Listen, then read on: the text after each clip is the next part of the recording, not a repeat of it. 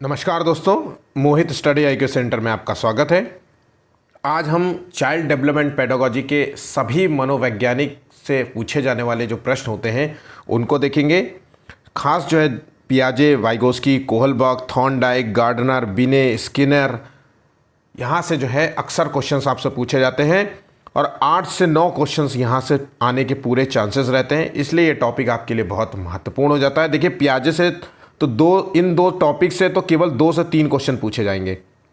Thorndike से आपको 1 question ज़रूर मिलेगा, गार्डनर से आपको 2 क्वेश्चन ज़रूर मिलेगा और बिने और इन टॉपिक से भी 1 क्वेश्चन मिलेगा। तो देखा जाए तो 3, 2, 5, 6, 7, 8 है। उसके बाद अलग तो टॉपिक है ही है, वो भी पड़े हुए हैं। ठीक है, तो यहाँ से 8 से 9 क्वेश्चंस मिलेंगे। बहुत खास हो जाता है, इंपॉर्टेंट हो जाता है, इसलिए इस वीडियो को आखिर तक देखिएगा। बहुत क्वेश्चंस नए होंगे आपके लोगों के लिए, बहुत सारे क्वेश्चंस आपके लिए नए होंगे, थोड़े से हार्ड भी होंगे।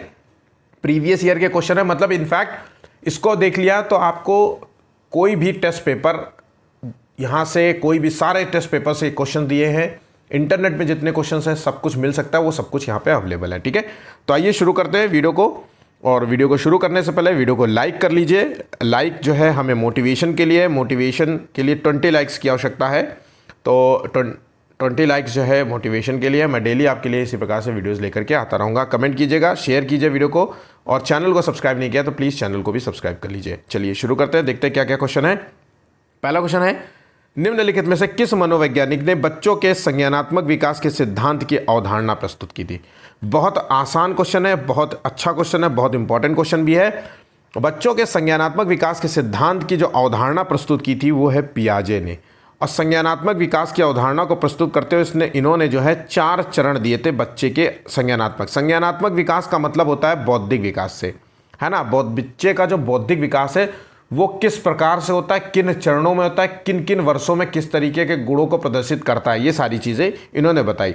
तो 4 चरणों के नाम आपको पता होना चाहिए। पहला जो है संवेदी प्रेरक अवस्था, दूसरा पूर्व संक्रियात्मक अवस्था, तीसरा मूर्त संक्रियात्मक अवस्था, चौथा है अनौपचारिक संक्रियात्मक अवस्था या फिर अमूर्त संक्रियात्मक अवस्था। इन सारे स्टेजेस के बारे में अच्छे तरीके से आपको मालूम होना चाहिए। ठीक है, हमारा जो है दिया हुआ एक पियाजे से संबंध में मैंने पूरा एक प्रॉपर वीडियो दिया है। वहाँ पे पियाजे से संबंध में जितने भी क्वेश्चन पूछे गए हैं, जितने नए क्वेश्चन हैं, सब कुछ आपको वहाँ मिलेगा। उस वीडियो को जरूर देखिएगा, जिसका लिंक आपको डिस्क्रिप्शन में मिल जाएगा। चलिए आइए दूसरा क्वेश्चन देखते हैं। निम्नलिखित में से किसका कथन है कि ज्ञानात्मक विकास जो है नकल पर आधारित ना होकर खोज पर आधारित है? तो ध्यान रखिएगा, अगर खोज शब्द का इस्तेमाल किया जाए तो इसका संबंध है पियाजे से। ऑप्शन यहाँ पे होगा। देखिए, पहले भी जो जीन पियाजे थे, इन्होंने बच्चे के विकास के लिए नकल को महत्वपूर्ण नहीं माना था, बल्कि इन्होंने खोज को माना था। इन्होंने कहा था कि बच्चे जो हैं नन्हे वैज्ञानिक की तरह होते हैं। अब नन्हे वैज्ञानिक की तरह होते हैं मतलब धीरे धीरे वो सीखते हैं, और धीरे धीरे सीखने के स्टेजेस में पहले वो मूर्त रूप में होते हैं। पहले तो सबसे पहले वो सेंसरी मोड में होते हैं, सिर्फ उनको कुछ नहीं पता होता सेंसेस से। जैसे दूध पीता है, स्पर्श करता है, माता पिता का हाथ टच करता है, मम्मी की गोद में जाता है तो रोता नहीं है, लेकिन किसी अन्य की गोद में जाता है तो रोने लगता है। तो सेंसस पे कार्य करता है। फिर धीरे धीरे वो मूर्त पे आता है, फिर धीरे धीरे अमूर्त अवस्था में चला जाता है। तो अमूर्त अवस्था ही वैज्ञानिक अवस्था होती है। बच्चे वैज्ञानिक गुणों को प्रदर्शित करने लगते हैं, अमूर्त रूप से सोचने लगते हैं। तो इसलिए इन्होंने इसको नन्हे वैज्ञानिक कहा। देखिए, क्वेश्चन कहाँ से पूछ सकता है ये बिल्कुल जो है, इसलिए फैक्ट्स को सुना करिए जो आपको बताया जाए। ठीक है, तीसरा क्वेश्चन है, बच्चे दुनिया के बारे में अपनी समझ का सृजन करते हैं, इसका श्रेय डैश डैश को जाता है। तो देखिए, ये कथन है, बहुत इंपॉर्टेंट है, और ये कथन जो पहली बार दे रहे हैं पेपर, तो इस कथन को नोट कर लीजिए, याद कर लीजिए। बच्चे दुनिया के बारे में अपनी समझ का सृजन करते हैं, ये कथन गया था पियाजे। अब दुनिया के बारे में अपनी समझ का निर्माण करते, एक तरीके से सृजन करते हैं, क्योंकि बच्चे नन्हे वैज्ञानिक होते हैं, मैंने पहले ही बताया।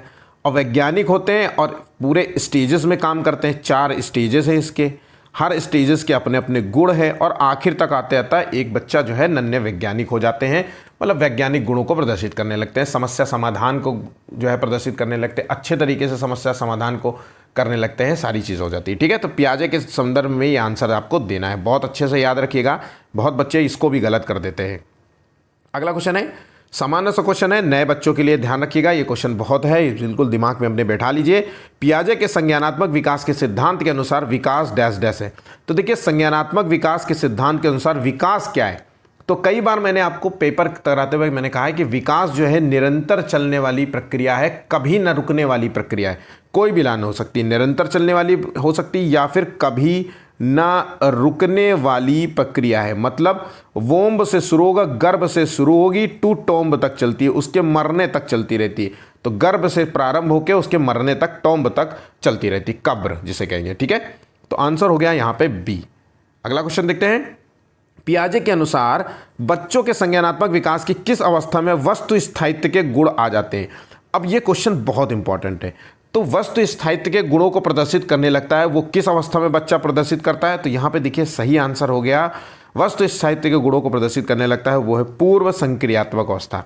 पूर्व संक्रियात्मक अवस्था जो कि 2 से 7 वर्ष की अवस्था है।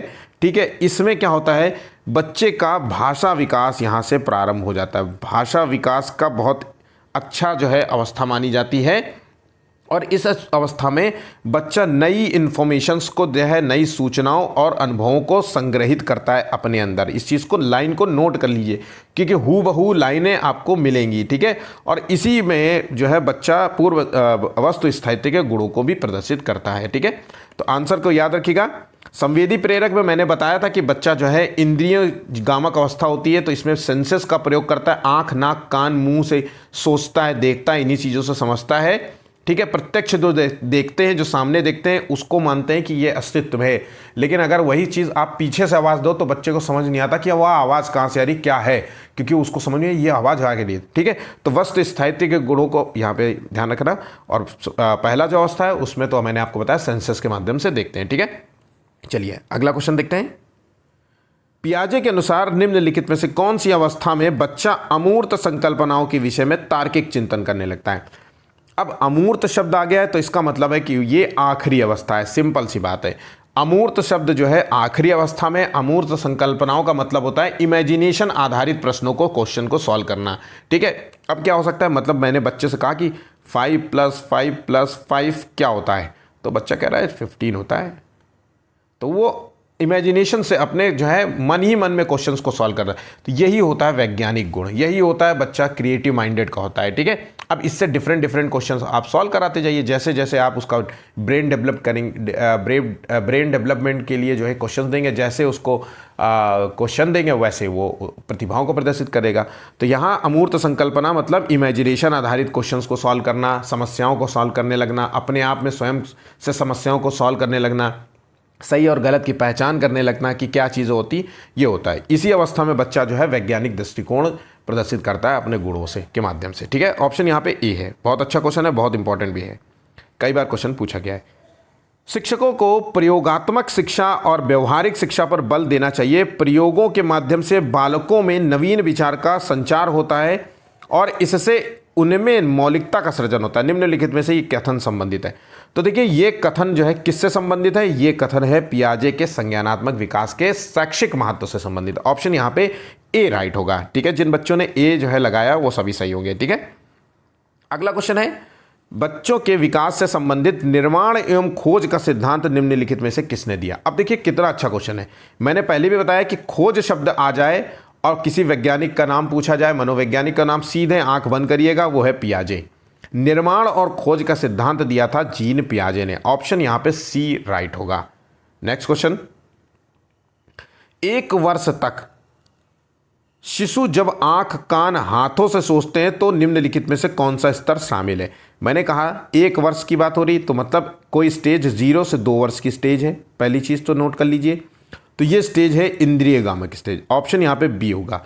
इस स्टेज में बच्चा आंखों से, कान से, हाथों से सोचते हैं। सेंसर्स जो है इसमें बच्चे का सेंसर जो है, सेंसोरी मोटर है, तो सेंसर बहुत अच्छे से काम करता है, हाई रहते हैं। स्पर्श विधि द्वारा जो है बच्चे सुनते हैं, समझते हैं, प्रत्यक्ष रूप से समझते हैं, सुनते हैं। जो सामने है, जिसकी आवाज़ सामने आ रही वही समझ पाएंगे, बाकी चीज़ों को वो नहीं जान पाते कि वो मौजूद है भी कि नहीं है। ठीक है, ध्यान रखिएगा बच्चों, इन सभी स्टेजेस के नाम बिल्कुल क्रम से याद होना चाहिए, वर्ष याद होना चाहिए और इनके गुणों को याद होना चाहिए। सारी चीज़ें जब याद होंगी तो कोई क्वेश्चन आपका गलत नहीं होगा। ठीक है, चलिए आगे बढ़ते हैं। जीन पियाजे के सिद्धांत का प्रमुख प्रस्ताव है कि, अब क्या प्रमुख प्रस्ताव है, तो जीन पियाजे की सोच, बच्चों की जो सोच है वयस्कों से निम्न होती है, वयस्कों से निम्न नहीं होती, वयस्कों से डिफरेंट होती है, ठीक है, भिन्न होती है।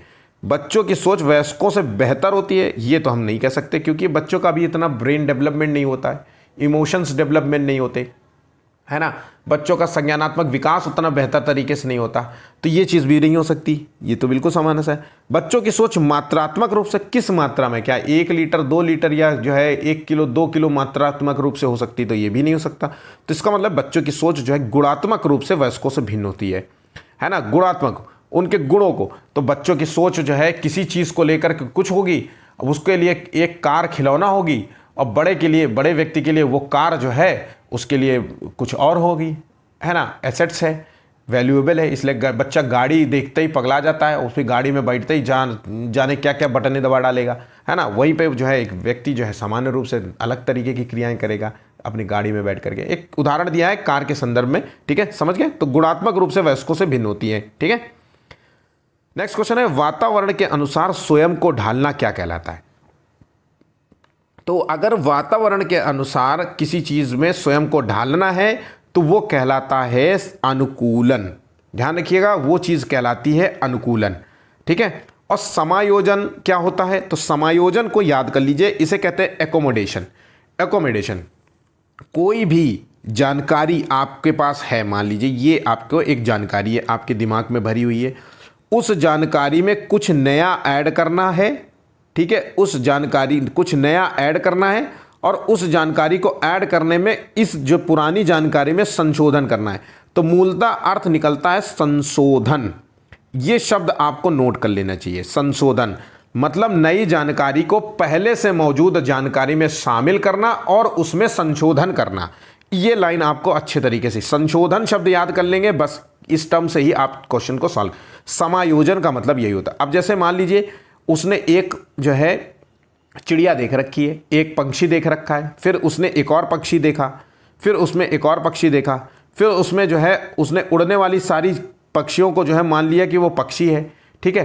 तो ऐसे कुछ और चीज़ें देख ली उसने, जैसे गोल चीज़ें देखी तो उसने कहा कि ये तो रोटी है ना। तो पहिए को भी देख के कहेगा रोटी है, नहीं, धीरे धीरे कहोगे नहीं ये पहिया है, ये रोटी। हर गोल चीज़ रोटी नहीं होती है, या हर गोल चीज़ जो है पहिया नहीं होता, ठीक है। हर ज़मीन में चीज़ पड़ी हुई चीज़ खाने वाली नहीं होती। तो अक्सर देखिए छोटे बच्चे मुंह में कुछ भी पड़ा रहता है वो खाने लगते हैं, तो यही होता है, क्योंकि उनके अंदर उनको मम्मी पापा कुछ भी खिलाते रहते हैं, तो उसको लगता है हर जो भी चीज़ दिख जाए वो खा लो मुंह में, है ना, रख लो। तो ये चीज़ होती है। तो आंसर हो गया अनुकूलन। यहाँ पे समायोजन का मतलब आपको समझा दिया है अच्छे तरीके से, आप इसको अपने दिमाग में बैठा लीजिएगा, क्योंकि ये क्वेश्चन बहुत बहुत बहुत इंपॉर्टेंट है। नोट कर लीजिए, बच्चे बहुत कंफ्यूज होते हैं इस क्वेश्चन के। 12वां क्वेश्चन है, वह प्रक्रिया जिसके द्वारा संज्ञानात्मक संरचना को संशोधित किया जाता है डैश डैश कहलाया जाता है। अब देखिए मैंने कहा था संशोधन शब्द आ जाए तो आपको ध्यान रखना है। अब यहाँ पे देखिए समावेशन, सामान्यीकरण, संतुलन, और यहाँ पे तो आंसर है समायोजन या समावेशन। ऑप्शन यहाँ पे बी होगा। समावेशन या समायोजन दोनों शब्दों को याद रखिएगा, ठीक है। पहले से मौजूद जानकारी में संशोधन करना, कुछ नया आपको मिला है, ज्ञान मिला है, तो उसको जो है उसमें ऐड करिएगा और जानकारी में उसमें संशोधन करिएगा, है ना। मतलब कि एक पालतू कुत्ता था उसके घर में और वो कुत्ता काटता नहीं था, तो उसे लगा कि सारे कुत्ते काटते नहीं हैं, वो रोड पे जा करके जो है वही कुत्ता मिला, उसको पकड़ के कान हेड़ दिया, उसने धर के काट लिया। तो अब उसको जो है उसने एक जानकारी ऐड करी कि सारे कुत्ते जो है अच्छे नहीं होते, वो रोड वाले कुत्ते काटते भी हैं, ठीक है। तो ये संशोधन होता है, समझ गए। चलिए अगला बस क्वेश्चन। वीडियो को लाइक ज़रूर करिएगा, वीडियो को लाइक पहले कर लीजिएगा, दोस्तों के साथ शेयर कीजिएगा ये वीडियो को। जुलाई में आपका एग्ज़ाम होना बहुत मुश्किल लग रहा है, तो इसलिए अगस्त में आपके एग्ज़ाम होने के पूरे चांसेस रहेंगे।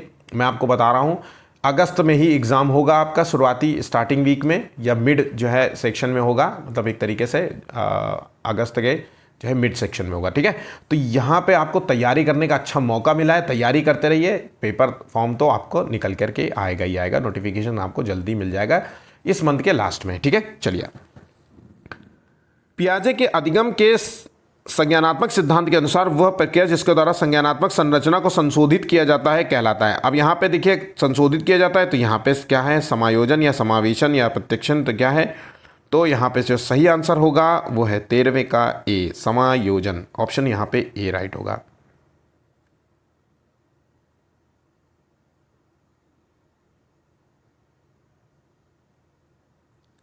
ठीक है, यहाँ पे ए आंसर है, समावेशन भी शब्द मैंने यहाँ पे जोड़ दिया है। ठीक, ध्यान रखिएगा। नेक्स्ट, पियाजे के अनुसार सूचना प्रक्रियाकरण की कौन सी विधि स्कीमा के निर्माण में मदद करती है? अब स्कीमा क्या होता है ये पता हो तो सब चीज आपको आंसर निकल आएगा। स्कीमा होता है पहले से मौजूद जो भी आपके अंदर जानकारी मौजूद है उसी को कहते हैं स्कीमा। जो भी जानकारी मौजूद है वो स्कीमा होती है। तो अब कह रहा है कि स्कीमा के निर्माण में मदद करती है, जो भी जानकारी मौजूद है उससे और बेहतर जानकारी हो, फिर उससे और बेहतर जानकारी हो, तो इसी को कहते हैं समायोजन। ध्यान रखिएगा, क्योंकि उस स्कीमा के निर्माण में मदद हो रही है। जो भी जानकारी है उसको निर्माण तभी होगा ना जब उसमें नई जानकारी आएगी, और जब नई जानकारी ऐड होगी तो उसमें संशोधन भी होगा। तो संशोधन जब होगा तो वो कहलाएगी समायोजन। ठीक है, इंपॉर्टेंट क्वेश्चंस हैं और कंफ्यूजिंग है। बहुत सारे बच्चे इन सब क्वेश्चन में कंफ्यूज हो जाएंगे और गलत कर देंगे, इसलिए ध्यान रखिएगा। इन क्वेश्चन को नोट कर लीजिए, एग्जाम में बैठने से पहले रिवीजन करके जाइएगा, बहुत इंपॉर्टेंट है। क्वेश्चंस मिलते नहीं है ऐसे। 15वां क्वेश्चन है, जीन पियाजे के अनुसार अधिगम के लिए निम्नलिखित में से क्या आवश्यक है? तो देखिए, जीन पियाजे के लिए लर्निंग के लिए क्या सबसे जरूरी है उन्होंने माना। तो 15वें का जो आंसर है पर्यावरण की सक्रिय खोजबीन। ये टर्म बिल्कुल नोट कर लीजिए। जीन पियाजे के संदर्भ में पर्यावरण की सक्रिय खोजबीन को सबसे ज्यादा महत्वपूर्ण माना था। ऑप्शन यहां पे ए राइट होगा। नेक्स्ट, जीन पियाजे के संज्ञानात्मक विकास के सिद्धांत के बारे में निम्नलिखित में से कौन सा कथन सही है? क्वेश्चंस को बहुत ध्यान से पढ़िएगा, क्या पूछा जा रहा है, सही है कि गलत है, क्या चीज है। तो 16वें का जो आंसर है वो है, देखिए, संज्ञानात्मक विकास के तहत इन्होंने 4 चरण बताए थे और हर चरण का अपना एक क्रम है, हर चरण का उसका वर्ष बताया था, हर चरण के अपने गुण बताए थे। तो इसका कह सकते हैं कि चरण अपरिवर्तनीय है, बदला नहीं जा सकता, आगे पीछे नहीं कर सकते, जिसका अर्थ है कोई भी चरण छोड़ा नहीं जा सकता और हर चरण के अपने एक गुण हैं। ठीक है, 5 चरण की बात ही नहीं होती, 4 अलग अलग चरणों का प्रस्ताव दिया है। ये चरणों के माध्यम से प्रगति के बजाय संज्ञानात्मक विकास निरंतर है, ऐसा भी नहीं है। ठीक है, तो आंसर हो गया आपको डी, बाकी सब गलत है। पियाजे के अनुसार बच्चा जो है अमूर्त स्तर पर चिंतन करता है, बौद्धिक क्रियाएं करता है, समस्या समाधान करता है। तो ये जो है किस अवस्था में करने लगता है? तो बस आंसर आपको पहले बता दिया गया है कि यहाँ पे अमूर्त रूप से चिंतन कर रहा है बच्चा, तो इसका मतलब है कि वो आखिरी स्टेज में है, 4th स्टेज है। और 4th स्टेज है वो है औपचारिक संक्रियात्मक अवस्था। तो यहाँ पे ऑप्शन यहाँ पे सी हैगा। ठीक है, यहाँ पे ऑप्शन सी होगा। तो इसमें बच्चे के अंदर जो है कम्युनिकेशन स्किल बहुत अच्छी हो जाती है। तो नोट कर लीजिए, यहाँ पे इस स्टेज में बच्चे की कम्युनिकेशन स्किल्स हाई होती हैं। ठीक है, समस्या समाधान करने की क्षमता बहुत अच्छी हो जाती है, समस्या समाधान, तर्क करने की क्षमता। आप इस स्टेज में बच्चे से तर्क करिए। ठीक है, समस्याओं को जो है उपचारात्मक रूप से जो है सॉल्व कर लेता है। ठीक है, और क्या बताया जा सकता है इसमें, वैज्ञानिक दृष्टिकोण का हो जाता है। वैज्ञानिक दृष्टिकोण का होगा तो इसका मतलब है कि जो है अमूर्त रूप से सोचेगा, मतलब कहने का मतलब है कि इमेजिनेशन आधारित जो है चीज़ों को जो है करने लग जाएगा। तो यहाँ पे चीज़ें क्लियर हो गई होंगी इतने पॉइंट्स पे। चलिए, निम्नलिखित में से किसने बच्चों के संज्ञानात्मक विकास के लिए सामाजिक सांस्कृतिक सिद्धांत को प्रस्तुत किया था? अब आ जाते हैं, पहले तो अब हमने देखा कि बच्चे के संज्ञानात्मक विकास के सिद्धांत में 4 चरण बताए थे। अब बता रहे हैं कि संज्ञानात्मक विकास के लिए समाज और संस्कृति का सिद्धांत किसने प्रस्तुत किया था? तो ये समाज और संस्कृति अगर शब्द आ जाए तो सीधा सीधा उसका संबंध है वाइगोस्की से।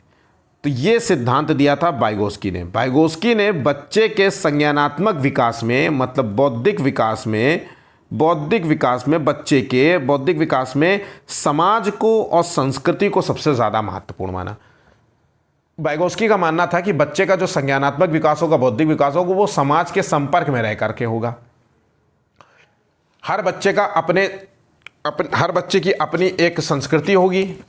हर बच्चे की जिस संस्कृति में वो रहेगा उसी के अनुसार जो है उसका बौद्धिक विकास भी होगा। जिस समाज में रहेगा उसी के अनुसार उसका बौद्धिक विकास होगा। जैसे एक शहर में रहने वाले लड़के का बौद्धिक विकास देखिए, एक गांव में रहने वाले लड़के का बौद्धिक विकास देखिए, एक यूपी में रहने वाले लड़के का बौद्धिक विकास देखिए, एक दिल्ली में रहने वाला, बेंगलोर में रहने वाले एक बच्चे का संज्ञानात्मक विकास देखिए, और अमेरिका, लंदन यहाँ पे रहने वाले को देखिए। तो ये सब चीज़ें आपको बिल्कुल क्लियर हो जाएंगी। ठीक है, अगला क्वेश्चन देखते हैं। वीडियो को लाइक जरूर करिएगा प्लीज़। चलिए अगला क्वेश्चन। वाइगोत्स्की के अनुसार संज्ञानात्मक विकास निम्न पर निर्भर होता है। अब संज्ञानात्मक विकास किस पर निर्भर होता है? मैंने आपको बताया था वाइगोत्स्की की बात करें तो सामाजिक अंतःक्रिया, समाज और सांस्कृतिक। सामाजिक अंतःक्रिया मतलब समाज में उठना बैठना, समाज में उठना होगा, बैठना होगा, लोगों से बतियाना होगा, बातें करेंगे, एक दूसरे के घर जाएंगे, है ना, एक दूसरे के बताए हुए बातों को जो है सुनेंगे, उससे कुछ ज्ञान अर्जित करेंगे, फिर उसमें संशोधन करेंगे। ये तो नॉर्मल, ये सारी क्रियाएं देखिए पियाजे की भी सारी सही हैं, वो भी सही है। किसी एक के ही जीवन में ये सब चीज़ें नहीं होती है, समाज और संस्कृति का भी रोल है ना। उन्होंने जो है प्रैक्टिकल वैज्ञानिक दृष्टिकोण से बताया, इन्होंने एक सोशली दृष्टिकोण से बताया। देखिए समाज और संस्कृति में रह करके हम जो कुछ सीखते हैं वो सब वहीं से ही सीखते हैं। एक बच्चे को जंगल में छोड़ दीजिए तो देखिए उसका कैसा जो है विकास होगा। तो यहाँ पे समाज को, आनुवंशिकता को, शारीरिक पर मैच्योरिटी को, मानसिक मैच्योरिटी को, ये सब बकवास बातें हैं। ठीक है, यहाँ पे देखिए ये भी है बच्चे का संज्ञानात्मक विकास, इन पर भी टिका है, ऐसा नहीं है। लेकिन वाइगोत्स्की के संदर्भ में ये बात नहीं है। मानसिक परिपक्वता मतलब जो आपका दिमाग मैच्योर कितना हुआ है, उससे भी आपका बौद्धिक विकास निर्भर करता है। शारीरिक मैच्योरिटी, आप जैसे जैसे शारीरिक रूप से मैच्योर होते जाते हैं आपका बौद्धिक विकास होता है। शारीरिक मैच्योरिटी जो है टिका है इसी पर। भाई शारीरिक रूप से तो बड़े तो हो गए, लेकिन आपका सामाजिक रूप से अच्छे से लालन पालन नहीं हुआ, डेवलपमेंट नहीं हुआ, हेरिडिटी कमज़ोर है ना, सारी चीज़ें कमज़ोर है, तो बौद्धिक विकास भी अवरुद्ध हो जाएगा। तो यहाँ पे जो बातें हैं वो सब सही हैं, लेकिन वाइगोत्स्की के संदर्भ में केवल ये ऑप्शन यहाँ पे डी होगा। बात समझ रहे हैं यहाँ पे? ठीक है, आप कमेंट करिएगा कि वीडियो कैसा लग रहा है, क्वेश्चंस बताइएगा कि आज के वीडियो में आपके कितने क्वेश्चंस कुछ सही हो रहे हैं, आपको कितने क्वेश्चंस आप सही कर पा रहे हैं, आपको कैसा लगा ये वीडियो, आप हमें ज़रूर बताइएगा कमेंट करके। 20वां क्वेश्चन देखते हैं। वाइगोत्स्की के अनुसार निम्नलिखित में से किसके लिए समीपस्थ विकास क्षेत्र का इस्तेमाल करना चाहिए? अब देखिए वाइगोत्स्की के संदर्भ में 3 चीज़ें याद कर लीजिए। ZPD एक तो MKO और एक है, एक का नाम भूल गया मैं, ZPD, MKO और है स्कैफोल्डिंग। इन 3 टर्म को बिल्कुल दिमाग में बैठा लीजिए, क्वेश्चन यहीं से बनते हैं। ZPD का मतलब होता है समीपस्थ विकास क्षेत्र, इंग्लिश में कहे तो zone of proximal development. MKO का मतलब होता है मोर नॉलेज अदर्स, दूसरों से अधिक नॉलेज रखना। स्कैफोल्डिंग मतलब होता है पाड़, हिंदी में कहे, या फिर अस्थाई मदद, टेम्परेरी हेल्प करना। तो यहाँ पे तीनों टर्म्स को नोट कर लिए, एक तीनों को मैं समझा देता हूँ। तो समीपस्थ विकास क्षेत्र का इस्तेमाल करना चाहिए यहाँ पे शिक्षण और मूल्यांकन के लिए। ठीक है, ऑप्शन यहाँ पे ए है। अब इसका मतलब क्या होता है? इसका मूल अर्थ है ZPD, बच्चे को क्या आता है और क्या नहीं आने के बीच का जो क्षेत्र होता है वो होता है ZPD। ठीक है, और ये जो ZPD होता है ये किसी के हेल्प द्वारा होता है, हेल्प करते ही ये बच्चा सारी चीज़ों को सॉल्व कर लेता है, मदद के द्वारा ही होता है। ठीक है, तो यहाँ पे ZPD का मूल अर्थ यही होता है। अब आ जाते हैं MKO। MKO का मतलब होता है मोर और नॉलेज अदर्स। कोई कार्य बच्चे के लिए हार्ड है, कोई कार्य बच्चे के लिए हार्ड है और उस हार्ड वाले कार्य को सॉल्व करने के लिए, उस सॉल्यूशन को सॉल्व करने के लिए किसी बड़े से मोर नॉलेज से बड़े नॉलेजेबल वाले व्यक्ति की ज़रूरत होती है। जैसे टीचर हो गया, माता पिता हो गया, है ना, कोई घर का सदस्य हो गया, या कोई अन्य भी हो गया। किस क्षेत्र की बात हो रही है ये उसके ऊपर निर्भर करता है। तो उसी के द्वारा वो कार्य को सॉल्व कर सकता है, उसी के द्वारा वो कार्य को कर सकता है। ठीक है, तो उसके अकेले की बस नहीं है, उसको अपने से अधिक नॉलेज वाले व्यक्ति की सलाह मशवरा लेनी पड़ेगी। ठीक है, तो मोर नॉलेज का ये मतलब हो गया। अब आ जाते हैं, एक शब्द होता है स्कैफोल्डिंग, वर्ड यूज होगा। स्कैफोल्डिंग का मतलब होता है पाड़। अब पाड़ शब्द का मूल होता है सिर्फ ध्यान रखिएगा टेम्परेरी हेल्प, टेम्परेरी हेल्प मतलब अस्थाई। कोई भी चीज़ बच्चा उसको आता है लेकिन वो भूल जाता है, बीच बीच में उसको गैपिंग हो रही है, और वो गैपिंग को भर करके अस्थाई मदद कर देंगे। आप जैसे कि बच्चे से कहा कि 1 से 10 तक काउंटिंग सुनाओ, 1 2 3 भूल गया, तो आपने कहा 3 4 फिर 5 6 वो बताता जाएगा, और 8 9 आपने बताया, हेल्प किया यहाँ पे, तो 3 और 9 पे आपने हेल्प कर दी और वो 10 तक काउंटिंग सुनाए। 1 2 बार 4 बार 6 बार ऐसा करने से वो बच्चा जो है वो बच्चा पूरी तरीके से जो है काउंटिंग करने लग जाता है। ठीक है, इन तीनों को बहुत अच्छे तरीके से याद कर लीजिएगा। वाइगोत्स्की द्वारा प्रस्तावित बच्चों की निजी वाणी की अवधारणा को दर्शाता है। अब आ जाते हैं वाइगोत्स्की के संदर्भ में, मैंने अभी तो आपको 3 चीज़ें और बताई हैं, अब तीन चीज़ें और समझ लीजिए। एक वाणी के संदर्भ में एक क्वेश्चन पूछा जाता है, बस इतने ही चीज़ें हैं। तो एक तो होती है निजी वाणी, जिसे कहते हैं private speech, VAT, private speech हो गया। एक हो गया सोशल स्पीच हो गया, और एक हो गया इनर स्पीच। इन तीनों को नोट कर लीजिए। प्राइवेट स्पीच में क्या होता है, बच्चा प्राइवेटली जो है बात करता है, और प्राइवेटली बात करता है और अपनी समस्याओं का सॉल्यूशंस देने का प्रयास करता है। प्राइवेट, बस इसका मूल यही अर्थ है कि अपनी समस्याओं को अपने क्रियाओं को निर्देशित करने के लिए, अपने आप को गाइड करने के लिए, अपने आप को निर्देश देने के लिए, अपने समस्याओं को सुधार करने के लिए, है ना, हर चीज़ करने के लिए, अपने आप के लिए जो है वो एक तरीके से प्राइवेट स्पीच का प्रयोग करता है। और ये स्पीच हम अक्सर करते हैं, शीशे के सामने खड़े होकर कहते हैं अरे यार हो जाएगा काम, ये बहुत इंपॉर्टेंट, सीटेट का एग्जाम था, इतना बहुत हार्ड थोड़ी ना है, मुझे बस डेली पढ़ना है, डेली पढ़ूंगा, 1 घंटे 2 घंटे 3 घंटे पढ़ूंगा, वीडियो देखूंगा और चीज़ों को मैं सॉल्व करते लग जाऊंगा और अच्छे नंबर ले आऊँगा। ये जब हम मुंह बोल बोल करके अपने आप से बात करते हैं शीशे के सामने खड़े होकर, या यूं ही बैठे हैं यूं ही बड़बड़ा रहे हैं, तो वो होता है प्राइवेट स्पीच। सोशल में क्या होता है, एक दूसरे से बात करते हैं, एक दूसरे से कनेक्ट करते हैं, यार मेरा पेपर नहीं निकल रहा है, तुम मेरी हेल्प करो, बताओ, अरे यार एक काम करो, ये चैनल है, इसका वीडियो देखो और यहाँ पे बनाए हुए नोट्स देखो, ऐसे ऐसे। तो ये सोशल हो गया। इनर हो गया, यही अंदर ही अंदर, मन के अंदर ही सब कुछ कर रहे हो, यार कैसे, मन ही में बोल रहे हो, मन ही मन में सब कुछ कर रहे हो कि मेरा कैसे प्रॉब्लम को सॉल्व करूँ, ये पेपर कैसे निकालूं, कब पेपर का फॉर्म आएगा, फिर मैं पढ़ाई खूब अच्छे से करूंगा, अच्छे से नंबर ले आऊँगा, ये मन ही मन में। तो अपने प्रॉब्लम्स का इन 3 तरीके से सॉल्व करता है। तो यहाँ पे जो है, यहाँ पे जो निजी वाणी है जिसे कहते हैं इनर प्राइवेट स्पीच, तो यहाँ पे ये दर्शाता है कि बच्चे अपनी क्रियाओं को निर्देशित करने के लिए इस वाणी का प्रयोग करते हैं। आंसर हो गया सी। वाइगोस्की के संदर्भ में समाज, संस्कृति, खेल, इन 3 शब्दों का याद रखिएगा। ZPD, MKO, स्कैफोल्डिंग, इस शब्द को याद रखिएगा। निजी वाणी और आंतरिक वाणी और सामाजिक वाणी, इन 3, ठीक है, याद रखिएगा। उसके अलावा और कुछ भी याद करने की ज़रूरत नहीं पड़ेगी आपको, बस इन शब्दों को दिमाग में बैठाए रखिएगा। अब आ जाते हैं 2 कथन दिए गए। कथन वाले क्वेश्चन 100% आते हैं और बच्चे अक्सर गलत कर देते हैं। इसको ध्यान से देखते हैं। कथन 1 देखना है, कथन 2 देखना है, दोनों सही हो और एक दूसरे से संपर्क रखते हो, एक दूसरे की। कथन 1 है, वाइगोस्की के अनुसार अधिगम जो है सामाजिक अन्योन्य क्रिया, मतलब सामाजिक क्रिया और सहयोग के द्वारा घटित होता है। बिल्कुल सही है, ये हम सभी बता चुके हैं, सामाजिक और सांस्कृतिक रूप से जो है होता है। कथन 2 के अनुसार जो पाड़ में होता है, इसका फोल्डिंग में होता है, विद्यार्थियों को किसी समस्या के सभी उत्तर समाधान प्रदान करना शामिल है। सभी उत्तर नहीं, इसमें एक बच्चे को टेम्परेरी हेल्प की जाती है। बच्चा को आता है लेकिन वो कहीं कहीं भूल जाता है, तो इसको टेम्परेरी हेल्प करना होता है। सभी उत्तर और समाधान करना होता है, किसमें होता है, MKO, क्योंकि बच्चे के लिए वो काम ही नहीं है, बच्चे को हेल्प करना पड़ा। जैसे बच्चे की नोट्स बनाइए, उसको पढ़ाने में मदद कीजिए, उसको वो टॉपिक पूरा पढ़ाइए, तो वो होता है MKO में। तो यहाँ पे 1 सही है लेकिन कथन 2 गलत है। ऑप्शन यहाँ पे सी राइट होगा। चलिए, वाइगोस्की के अनुसार बच्चों के लिए अधिगम के चरण के दौरान निम्नलिखित में से किससे संबंधित होना चाहिए। तो यहाँ पे अधिगम के चरण के दौरान निम्नलिखित किसे, तो जब पुनर्बलन प्रदान किया जाए, सामाजिक संदर्भ। आंसर हो गया ऑप्शन बी। 23वें का हो गया बी। देखिए सामाजिक संदर्भ, बस समाज और संस्कृति का नाम याद रखो तो दिमाग में आंसर बैठ जाएगा।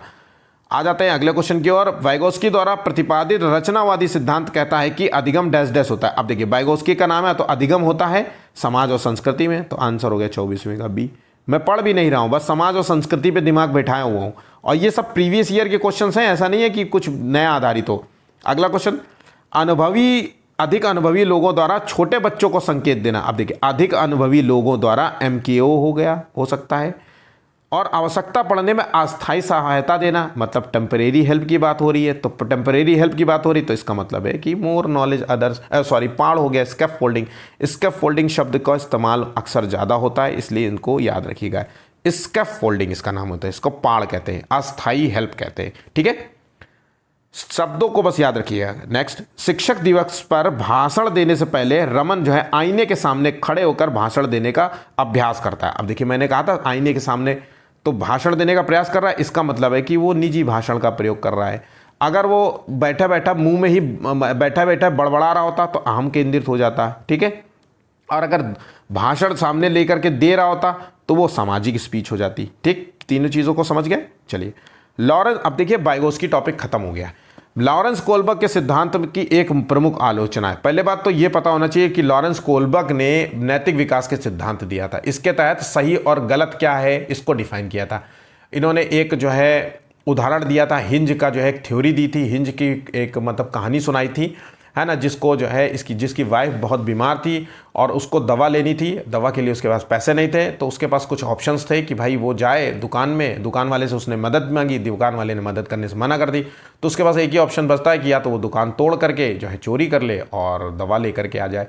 तो उस सिचुएशन में जो है उन्होंने एक थ्योरी बताई कि भाई दुकान से चोरी कर लेगा तो वो जो है क्या वो चोर कहलाएगा, तो भाई वो सामाजिक संदर्भ में है जो है भाई किसी की जान बचाना भी ज़रूरी है। तो ये सारी चीज़ें बताई। तो यहाँ पे इस सिद्धांत की जो आलोचना हुई थी वो हुई थी किस संदर्भ में, तो ये सिद्धांत नारी परिप्रेक्ष्य में गौड़ है। मतलब इस सिद्धांत में जितने भी उदाहरण दिए गए थे वो पुरुषों को लेकर के दिए गए थे, जितने भी उदाहरण दिए गए थे वो सफ़ेद पुरुषों के लेकर के, वाइट जो है मैन के लेकर के दिए गए।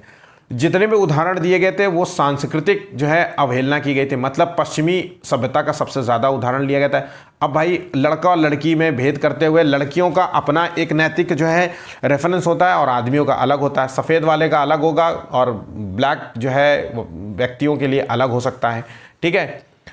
और एशिया के लोगों का जो है अलग मानना हो सकता है, इसके संदर्भ में अलग होता है, सबकी चीज़ें अलग होती है। यहाँ पे नारी जो है परिप्रेक्ष्य में गौड़ बताया गया है या सांस्कृतिक परिप्रेक्ष्य में गौड़ है, ये भी आ सकता है, ठीक है। तो इन दोनों पॉइंट्स को याद रखिएगा। आइए क्वेश्चन देखते हैं अगले क्वेश्चन की ओर। अभी कथन ये दिया गया है, कोलबर्ग ने नैतिक विकास के सिद्धांत से पता चलता है कि नैतिक तर्क जो है चरणों में विकसित होता है। तो बिल्कुल सही बात है। तो भाई नैतिक विकास जो है इसके तहत इन्होंने 3 चरण दिए थे और 3 चरण बताए थे, बाकायदा इसको डिफाइन किया था। तो पहला चरण जो था जिसे कहते हैं पूर्व परंपरागत स्तर, प्री कन्वेंशनल स्टेज या पूर्व नैतिक स्तर। दूसरा होता है परंपरागत नैतिक स्तर जिसे कहते हैं कन्वेंशनल स्टेज। तीसरा है पोस्ट कन्वेंशनल स्टेज। तो चरणों को 3 चरण में बताए थे। तो यहाँ पे बिल्कुल सही बात है। कोलबर्ग के अनुसार, अब कारण देख लेते हैं, कोलबर्ग के अनुसार पूर्व परंपरागत चरण में बच्चे अपने नैतिक निर्णय बाहरी परिणामों पर आधारित, पूर्व मतलब प्री पहला, तो याद रखिएगा ये भी सही है। अब ये बहुत इंपॉर्टेंट है, पहला स्टेज जो है पूर्व परंपरा, इसमें बच्चे के अंदर नैतिकता होती ही नहीं है, स्वार्थी होता है पूरी तरीके से। तो बच्चे को जो भी नैतिकता मिलती है वो बाहर से मिलती है। बाहर से कौन देगा? माता पिता देंगे। बच्चा डर के मारे जो है नैतिकता को, नियमों को फॉलो करेगा कि मम्मी आएंगे कूट देंगी धर के, इसलिए ये चीज़ें नहीं करनी है हमें। तो आज्ञा पालन जो होता है बच्चे के अंदर वो दंड से बचने के लिए होता है, मार कूट ना हो जाए उसके साथ, मम्मी कूट ना दे, इसलिए वो सही और मान के चलता है कि हाँ ठीक है। अगर वहीं पे मम्मी मौजूद ना हो तो वो वही करेगा जो स्वार्थ उसका कराएगा। तो यहाँ पे दोनों ही सही हैं और पूरी तरीके से स्पष्टीकरण भी दे रहे हैं। तो ऑप्शन यहाँ पे ए राइट होगा, ठीक है। शिक्षा एक त्रिध्रुवीय प्रणाली है जिसके अंतर्गत जो है शिक्षक, बालक और पाठ्यक्रम आते हैं। ये कथन किसका हुआ है? तो देखिए ये कथन जो है ये संबंध है जॉन डीवी का, और ये क्वेश्चन भी बहुत इंपॉर्टेंट है, इसको नोट कर लीजिएगा, ठीक है। चलिए, जॉन डीवी द्वारा समर्थित जो है लैब विद्यालय उदाहरण है। अब ये लैब विद्यालय किस चीज़ का उदाहरण है? तो ये उदाहरण है प्रगतिशील विद्यालय का। अब प्रगतिशील विद्यालय क्या होता है? जहाँ पे बच्चों को करके सिखाया जाता हो, ठीक है। करके सिखाना, खेल खेल में सिखाना, खेल विधि से सिखाना, है ना, तार्किक रूप से सिखाना, प्रैक्टिकल रूप से सिखाना। तो ये सब चीज़ें होती है भाई। लैब तो वही होगा ना, प्रैक्टिकल में जब स्वयं करोगे, उसमें तर्क करोगे, क्वेश्चन पूछोगे। लैब होता है, खेल विधि भी होती है, स्वयं से करना होता है लैब में। तो ये सारे गुण हैं, ठीक है। तो ऑप्शन यहाँ पे ए है। बालक के बाद के विकास में पूर्व बाल्यावस्था अनुभवों की महत्ता पर बल देने वाला और अवचेतन अभिप्रेरणा को महत्व देने वाला बाल विकास का सिद्धांत है। तो ये सिद्धांत कहलाता है मनोविश्लेषणात्मक सिद्धांत। ऑप्शन यहाँ पे सी है। और ये सिद्धांत किसने दिया था? सिगमंड फ्रॉइड ने, सिगमंड फ्रॉइड में, ठीक है, सिगमंड फ्रॉइड में। मनोविश्लेषणात्मक सिद्धांत जो है सिगमंड फ्रॉइड का है। तो ऑप्शन यहाँ पे सी होगा, याद रखिएगा, इंपॉर्टेंट है। लॉरेंस कोलबर्ग ने बच्चों के नैतिक विकास का अध्ययन करने के लिए किस पद्धति का प्रयोग किया था? अब देखिए, बच्चे के नैतिक विकास का अध्ययन करने के लिए इसने जो प्रयोग किया था वो है बच्चे के सामने नैतिक दुविधाएं रखना और प्रक्रियाओं का विश्लेषण करना। ऑप्शन यहाँ पे डी है। अब नैतिक दुविधा मतलब, अब मैंने बताया ना कि भूख लगी है, मान लो, अब नैतिकता की मैं आपसे बात करूं कि चोरी करना गलत है, लेकिन आपका पेट इतना मरोड़ रहा हो, भूखे हो 10 दिन से और खाना रखा हो सामने, और मैं कहूं कि चोरी नहीं करनी चाहिए इंसान को, तो आप क्या करेंगे? और ये भी कहें कि अगर चोरी कर लिया तो जेल भी जाना पड़ेगा, मार भी पड़ेगी, तब आप कैसा निर्णय लेंगे? पहले तो आपसे कहा कि चोरी करना पाप है, तो उसने कहा है चोरी करना ठीक है, देखा जाएगा, पाप होता है, होता होगा, मैं चोरी कर लूँगा। एक तो स्टेज ही हो सकती। फिर कहा अगर सज़ा मिलेगी, मार पड़ेगी, पुलिस ले जाएगी, डंडा मारेगी, तो कहा फिर देखते हैं क्या होता है। फिर उसने कहा नहीं, मारेगी तो है, ये फांसी पे भी चढ़ा देगी, फिर नैतिकता का स्तर क्या होता है? तो ये सारी तो नैतिक दुविधाएं देना, सही और गलत के निर्णय में फिर आप किस निर्णय की ओर जाते हैं, वो उसकी बात हो रही है। तो ऑप्शन यहाँ पे डी होगा, ठीक है। और इसी नैतिक दुविधा में जो उदाहरण प्रस्तुत किए थे, सारे उदाहरण पुरुषों पर थे, मेल, ठीक है, वाइट मेल पे थे, ठीक है। सारी संस्कृतियां जो थी, संस्कृति के उदाहरण दिए वो पश्चिमी सभ्यता को उदाहरण दिए थे, ठीक है। चलिए, लॉरेंस कोलबर्ग द्वारा प्रतिपादित नैतिक विकास की अवस्था के सिद्धांत के अनुसार नैतिक जो है या चारित्रिक विकास की चरम अवस्था कौन सी है? तो यहाँ पे 33वें का जो आंसर है, चरम अवस्था क्या है? स्वकेंद्रित अवस्था, परंपराओं को धारण करने वाली अवस्था, आधारहीन आत्मचेतना अवस्था या आधार युक्त आत्मचेतना अवस्था। तो आधार युक्त आत्मचेतना अवस्था, ऑप्शन यहाँ पे डी बिल्कुल राइट होगा। इंपॉर्टेंट क्वेश्चन है, नया क्वेश्चन है, ध्यान रखिएगा, तो हो सकता है पूछ ले। आधार युक्त आत्मचेतना, ऑप्शन यहां पे डी। कोलबर्ग के अनुसार परंपरागत नैतिक स्तर का टाइम पीरियड क्या है? तो देखिए, ये टाइम पीरियड है, ये पहली बात तो कौन सा स्टेज है? ये सेकेंड स्टेज है। और इसमें टोटल कितनी स्टेज है? 3 स्टेजेस है। तो ये अवस्था है 10 से 13 वर्ष की। तो इसका मतलब है कि 10 से 13 वर्ष की है, तो पहली अवस्था जो होती है, जो कि पहली अवस्था है फर्स्ट वाली, वो है 4 से 10 वर्ष, जिसे कहते हैं पूर्व संक्रियात्मक अवस्था, पूर्व परंपरागत अवस्था, जिसे कहेंगे प्री कन्वेंशनल स्टेज। इस स्टेज में, पहली स्टेज में, फर्स्ट स्टेज में बच्चे के अंदर नैतिकता होती ही नहीं है। जो भी नैतिकता मिलती है वो बाहर से मिलती है, बाहर से मिलती है नैतिकता के। दूसरे स्टेज में क्या होता है? बच्चे के अंदर जो होता है वो सही और गलत का पक्ष में चिंतन करने लग जाता है, ठीक है। उसके माध्यम से नैतिक तर्कना कहेंगे, इसका तर्क करने लग जाता है नैतिकता के स्तर पर, ठीक है। और नियमों के प्रति जागरूक होने लगते हैं, एक दूसरे के प्रति सम्मान की भावना भी रखते हैं। थर्ड स्टेज जो होती है वो होती है, इसमें जो है अच्छे और बुरे कर्मों का होता है। तो इसमें नैतिकता पूरी तरीके से इसके अंदर से आती है, सही और गलत की पहचान करने लगेगा पूरी तरीके से, क्या सही है क्या गलत है, उसमें सही की ओर ही जाना है ना। सामाजिक नियमों को भी ध्यान में रखेगा, सामाजिक बनाए हुए नियमों को भी ध्यान रखेगा, उनको बदलना की ज़रूरत होगी तो उसको बदलाव भी रखेगा, है ना।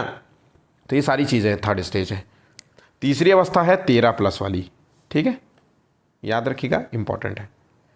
बच्चों में आधारहीन आत्मचेतना का संबंध उसके विकास की किस अवस्था से? देखिए, मैंने क्वेश्चन अभी दिया था कि आधारहीन चेतना का संबंध जो है था, और ये किससे संबंधित है? तो 35वें का जो आंसर है वो है किशोरावस्था, ऑप्शन यहाँ पे।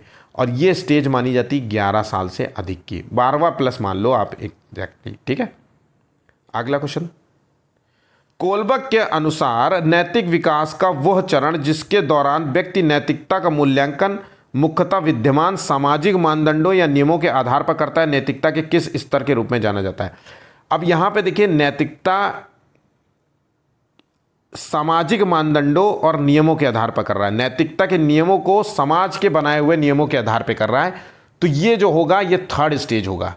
अब ये थर्ड स्टेज का मतलब होता है जिसे कहते हैं पोस्ट कन्वेंशनल स्टेज या फिर उत्तर परंपरागत स्तर। तो उत्तर परंपरागत स्तर है, तो यहां पे जो है 36वें का आंसर हो गया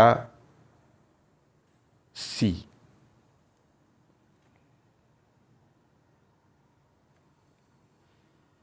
नेक्स्ट, कोलबर्ग के सिद्धांत में कौन सा स्तर सही मायने में नैतिकता के अभाव को दर्शाता है?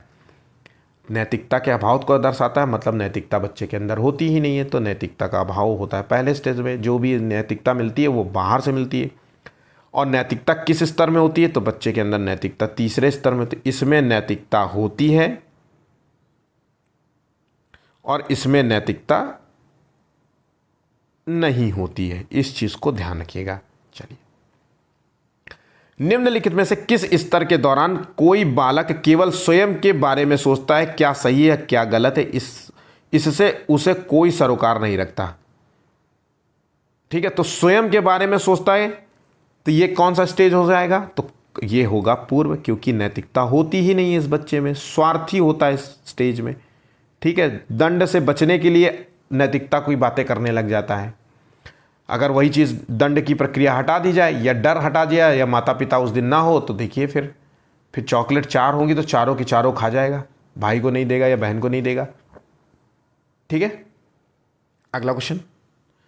एक बच्चा तर्क प्रस्तुत करता है कि आप मेरे लिए करें और मैं आपके लिए करूंगा, ये काम आप मेरे लिए कर दें और वो काम मैं आपके लिए कर दूंगा। पहले मेरे लिए चॉकलेट लेके आओ, फिर मैं जो है बताऊंगा। ऐसा अक्सर बच्चे कहते हैं। तो ये बच्चा कोलबा के नैतिक तर्कणा मतलब होता है तर्क करना उसमें। ठीक है, नैतिक तर्कणा 2-3 शब्द होते हैं। नैतिक तर्कणा होता है, ठीक है, नैतिक दुविधा होता है। ये शब्दों को याद रखें। नैतिक तर्कणा मतलब तर्क करना, सही और गलत में तर्क करोगे फिर सही की ओर चले जाओगे। और नैतिक दुविधा अगर शब्द लिखा हो तो नैतिक दुविधा में 2 चीज़ों में दुविधा होना, जैसे माता पिता में किसको जो है सबसे ज़्यादा प्यार करते हो। अब ये नैतिक दुविधा का, इसमें तर्क नहीं हो सकता। इसमें कह रहे हैं अरे यार ये क्या मतलब होता है, मम्मी दोनों से प्यार करता हो, 2 चॉकलेट दी गई हैं, दोनों चॉकलेट में से केवल एक उठानी है, 2 अलग अलग ब्रांड की हैं मान लीजिए। अब उसको तो चॉकलेट से मतलब है, अब उसको तो दोनों में, ये नैतिक दुविधा कहलाएगी। ठीक है, तो यहाँ पे 39 का जो आंसर होगा यहाँ पे किस अवस्था के दर्शाता है, तो यहाँ पे आप मेरे लिए करें मैं आपके लिए करूँगा। तो 39 जो है ये है अच्छा लड़का अच्छी लड़की अभिमुखी। ऑप्शन यहाँ पे ए होगा।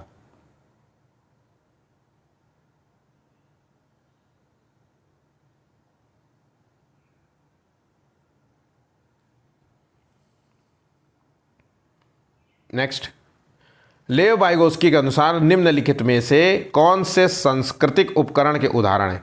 सांस्कृतिक उपकरण के उदाहरण हैं, इंपॉर्टेंट है और डिफरेंट क्वेश्चन है, हमारे कामकाज में सहायता और परिवर्तन करते हैं। तो देखिए सांस्कृतिक उपकरण मानचित्र भी है, भाषा भी है, कैलकुलेटर है, स्कीमा शब्द का इस्तेमाल नहीं है। तो यहाँ पे A B C है, ऑप्शन यहाँ पे हो जाएगा डी आंसर। ठीक है, सुनीता अपने इलाके में देखी गई अमानवीय परिस्थितियों से बच्चों को बाहर निकालने के लिए अथक प्रयास करती है। वह ऐसा इसलिए करती है क्योंकि उसे लगता है कि ऐसा करना ही सही है, भले ही इस बच्चों की मदद करते हुए खुद को जो है जानलेवा परिस्थिति में डाल देती है। अक्सर हमने देखा है कि दूसरों के साथ कुछ गलत होता है तो हम जो है उस स्थिति में कूद पड़ते हैं, जबकि हमें पता है कि वो हो सकता है कि हमारी जान चली जाए या फिर वो व्यक्ति दूसरे व्यक्ति जो है हम ही को मारने लग जाएं। तो ऐसी स्थिति में अक्सर पड़ जाते हैं और लोगों की जान भी चली जाती है। तो ये जो सुनीता ने कोलबा के नैतिक विकास के किस चरण को प्रदर्शित किया है, तो ये जो 41वें का आंसर है ये है सार्वभौमिक नैतिक सिद्धांत, और ये है चौथा, ये वही 3rd स्टेज है, पोस्ट कन्वेंशनल लेवल, जिसमें नैतिकता उसके अंदर भरी होती है। और सार्वभौमिक नैतिक जो सिद्धांत होता है जिसे यूनिवर्सल एथिकल प्रिंसिपल होता है। ठीक है, कि मतलब यूनिवर्सल है, जो सही है वो गलत, किसी के साथ कुछ गलत होगा तो मैं कुछ भी हो जाए, मेरी जान चली जाए, चाहे जैसा हो, लेकिन मैं वो सही करके ही रहूँगा। ठीक है, तो अक्सर ये होता है। तो यही होता है कि जो आचरण होता है वो दूसरों की प्रक्रियाओं पर विचार किए बिना जो है अपने आंतरिक आदर्शों के द्वारा होता है। तो जो भी अपने अंदर भरा है उस सिद्धांत के तहत हम उसको जो है सही करते हैं, करने का प्रयास करते हैं। ठीक है, उनको नियमों को बदलने का भी प्रयास करते हैं। तो यहाँ पर ध्यान रखिएगा, ये आखिरी स्टेज है, बहुत इंपॉर्टेंट है। सामाजिक अनुबंध भी तीसरे स्टेज का हिस्सा है, ध्यान रखिएगा। सामाजिक अनुबंध में क्या होता है, सामाजिक जो है स्थापित नियमों में सुधार करने की अगर ज़रूरत पड़ गई, सामाजिक अनुबंध सामाजिक बनाए हुए नियमों में अगर सुधार करने की ज़रूरत पड़ गई तो हम उसको भी बताएंगे। जैसे सती प्रथा जैसे कानून हटाना, विधवा विवाह जैसे कानून को लागू करना, बाल विवाह जैसे कानून जो है को ख़त्म करना, और भी न जाने कितने कानून। तो ये सामाजिक अनुबंध था। ठीक है, ये कुरीतियाँ थी, इसको हटाना बहुत ज़रूरी, तो हटा दिया गया। ठीक, तो ऑप्शन यहाँ पे ध्यान रखिएगा, आज्ञापालिता और दंड विन्यास। तो ये पहले स्टेज का है, जिसमें बच्चा आज्ञा पालन इसीलिए कर रहा है क्योंकि दंड से बचने के लिए कर रहा है, पहला स्टेज है। यहाँ पे ध्यान रखिएगा, 1st स्टेज वाला है। ठीक है, विचार न केवल भाषा को निर्धारित करते हैं बल्कि उसे आगे भी बढ़ाते हैं। ये कथन किसका है, बहुत इंपॉर्टेंट क्वेश्चन है और अच्छा क्वेश्चन है। 42वें का आंसर है वाइगोस्की। विचार न केवल भाषा को निर्धारित करते हैं बल्कि उसे आगे भी बढ़ाते हैं। ऑप्शन यहाँ पे सी होगा और इस कथन को बिल्कुल अच्छे तरीके से रट डालो। चलिए, वाइगोस्की के सामाजिक विकास के सिद्धांत के अनुसार बालक को डैश डैश में जिस प्रकार की डैश डैश प्राप्त होगी उसका भी डैश डैश उसी प्रकार का होगा। तो जैसे सामाजिक विकास के सिद्धांत के अनुसार बालक को विद्यालय में जिस प्रकार की सुविधाएं प्राप्त होगी विकास भी उसी प्रकार से होगा। ऑप्शन यहां पे सी होगा, राइट। ठीक, नेक्स्ट, वीडियो को लाइक ज़रूर करिएगा। 20 लाइक्स का टारगेट है। लाइक्स 20 लाइक्स मोटिवेशन के लिए। मैं बार बार कहता हूँ इतनी मेहनत करता हूँ मैं आप लोगों के लिए। 70-80 क्वेश्चन लेके आया हूँ, 80 से 90, बल्कि इनफैक्ट 100 ही है। जो फैक्ट्स भी बता रहा हूँ वो भी इंपॉर्टेंट है। तो 100 क्वेश्चन है। अब सारे मनोवैज्ञानिक एक तरफ एक जगह लेकर के आया हूँ और कुछ भी इसके बाहर नहीं जाने वाला। आप किताबों को देखेंगे, आप पढ़ना खुद भी पढ़ेंगे और अगर मेरे वीडियो को देखेंगे तो आप पाएंगे कि सर ने तो सब कुछ पढ़ा दिया है, सारे क्वेश्चन तो उठा के दे दिए हैं और उसको ढूंढना पड़ता है सारी चीज़ें। तो आपको कहीं भी मेहनत ना पड़े। ये सब पेड बैच में मिलता है। पेड बैच के नाम पे जो पैसे आपसे हटते हैं वो सब यहाँ पे नहीं होगा। तो आपको पूरा फ्री ऑफ कॉस्ट मिल रहा है। तो इसको अच्छे तरीके से यूटिलाइज़ करिए, नोट्स बनाइए, पढ़ाई कीजिए। सिर्फ आपको कमेंट करना है कैसा लगा वीडियो। आप एटलीस्ट कम से कम एक थंबनेल तो डाल ही सकते हैं, ठीक है। तो कमेंट करिएगा। 20 कमेंट्स का भी टारगेट रखते हैं इस बार, देखते हैं। नेक्स्ट वीडियो आपको बहुत अच्छा मिलने वाला है ईवीएस के संदर्भ में। चलिए, तो यहाँ पे देखिए, लॉरेंस कोलबर्ग के नैतिक विकास के सिद्धांत में दंड से बचने के लिए नियमों का पालन करता है। मैंने आपसे पहले भी बताया था कि दंड से बचने के लिए तो ये पूर्व परंपरागत चलन है, पहला ही है। तो पहला जो है 4 से 10 वर्ष वाली चरण है, ध्यान रखिएगा। ये वर्ष याद करना बहुत ज़रूरी है, बहुत इंपॉर्टेंट है। 4 से 10 और 10 से 13 और 13 से अधिक, ये 3 हो गया, ठीक है। कोलबर्ग के द्वारा प्रस्तावित जो है निम्नलिखित चरणों में से प्राथमिक विद्यालय के बच्चे किन चरणों का अनुसरण करते हैं। प्राथमिक विद्यालय के बच्चे किन चरणों का इस्तेमाल करते हैं। तो प्राथमिक विद्यालय के बच्चे मतलब 6 वर्ष का बच्चा होगा एटलीस्ट, तभी तो प्राथमिक विद्यालय में जाएगा। कक्षा 1 में 6 वर्ष का होगा। तो देखिए यहाँ पे जो बच्चा होता है वो 45वें का जो होगा, वैयक्तिकता और विनिमय, अच्छे अंतः वैयक्तिक संबंध, इन चरणों को जो है फॉलो करते हैं।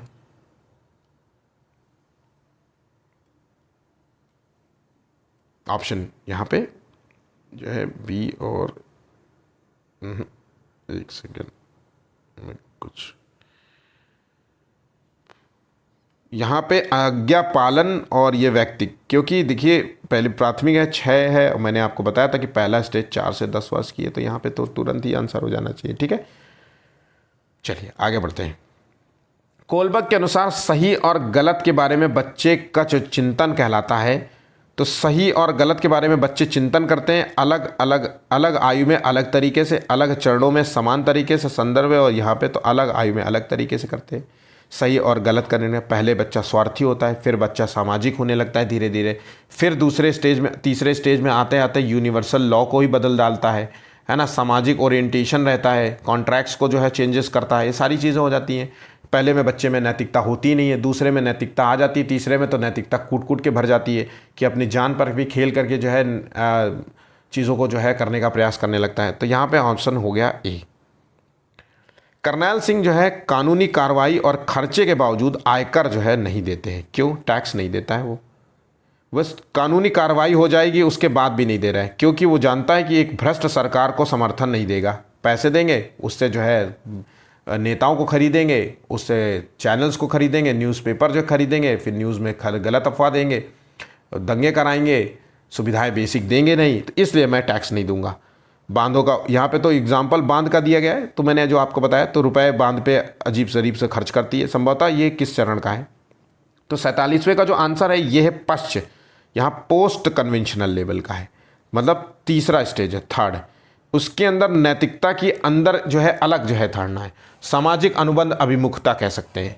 तो ये जो है इसमें बनाए हुए नियमों को वो चेंज करने का प्रयास कर रहा है, ठीक है, मानने का प्रयास नहीं कर रहा है कि वो जो चीज़ें हैं वो सही हैं, इसलिए मैं उसको नहीं मानूंगा, ठीक है। नैतिक तर्क कर रहा है इसमें बच्चा, सही और गलत में सही की ओर जा रहा है अपने तरीके से, ठीक है। तो आंसर हो गया यहाँ पे option B, post conventional level, third stage. Kohlberg के अनुसार सही और गलत के प्रश्न के बारे में निर्णय लेने में शामिल चिंतन प्रक्रिया को कहा जाता है। तो देखिए, सही और गलत के प्रश्नों के बारे में निर्णय लेने वाली चिंतन प्रक्रिया को हम कहते हैं नैतिक तर्क या नैतिक दुविधा। क्या कहेंगे? तो आंसर हो गया यहाँ पे नैतिक तर्कणा। नैतिक तर्क या तर्कणा कह सकते हैं, ठीक है, इसमें नैतिक तर्क कहते हैं। नैतिक दुविधा में मतलब क्या होता है कि माता पिता में कौन अच्छा है, तो ये नैतिक दुविधा का प्रश्न है। सही, दोनों ही चीज़ें सही हैं, लेकिन दुविधा है कि अब इसमें किस तरफ जाना है। नए सही और गलत में किस तरफ जाना है, सही और सही, दो समान चीज़ों में, दो सही चीज़ों में किस तरफ जाना है, ये चीज़ होती है दुविधा का, ठीक है। कोलबर्ग के अनुसार एक टीचर बच्चों में नैतिक मूल्यों को किस प्रकार स्थापित कर सकता है? तो एक टीचर अगर बच्चों में नैतिक मूल्य स्थापित करना चाहता है तो टीचर को भी बच्चों के सामने नैतिकता के आदर्शों को पालन करना पड़ेगा, बनाए हुए नियमों को पालन करना पड़ेगा, ठीक है, नैतिक रूप से व्यवहार करना पड़ेगा। तो यहाँ पे जो है उसे नैतिक मुद्दों पर चर्चा पे शामिल करके और नैतिक व्यवहार करके, यहाँ पे नैतिक व्यवहार करके जो है उसको बताएंगे। आप उसके साथ नैतिक व्यवहार करेंगे अच्छे से, ठीक है। थॉर्नडाइक के सीखने के कुल कितने नियम बताए? तो थॉर्नडाइक ने जो सीखने के कुल जो है 3 नियम बताए थे। और वो सीखने के क्या नियम है? तो एक तो अभ्यास द्वारा बताया था कि अधिक, जितना ज़्यादा अभ्यास करेंगे उतना अच्छा सीखेंगे। तत्परता, किसी कार्य में किसी तत्परता, ठीक है, तो किसी कार्य में बिल्कुल लीन हो जाना, कार्य में तत्पर हो जाना। उसके बाद है बताया था प्रभाव, तो किसी के प्रभाव में आकर के आपसे अच्छे से नॉलेज वाले व्यक्ति के, अरे एक तरीके से किसी ने प्रभाव में आ गया, मोटिवेट कर दिया किसी को, आपने देखा कि अरे ये तो ये पेपर निकाल चुका है, बहुत यार सही है यार, मैं भी निकालूंगा, है ना, मैं भी आईएएस बनूंगा, मैं भी टीचर बनूंगा, इस तरीके के, है ना, अभ्यास डेली, ठीक है। तो यहाँ पे 3 पॉइंट्स हैं, आपको मैंने बता दिए, बहुत इंपॉर्टेंट है, याद रखिएगा। थॉर्नडाइक ने अपने प्रयोग किस जानवर पे किए थे? तो थॉर्नडाइक ने जो पहला प्रयोग किया था वो किया ही था चूहे, बिल्ली, इन छोटे छोटे जानवर। तो ऑप्शन यहाँ पे ए होगा, ठीक है। तो चूहे और बिल्ली पे इन्होंने अगर टेस्ट पूछ ले कभी, तो बिल्ली पे इन्होंने पहला टेस्ट ही किया था 1913 में आसपास, ठीक है। ऑप्शन है, दूसरा क्वेश्चन देखते हैं, स्पीयरमैन के द्विकारक सिद्धांत, स्पीयरमैन का द्विकारक सिद्धांत में एस कारक किस चीज को दर्शाता है?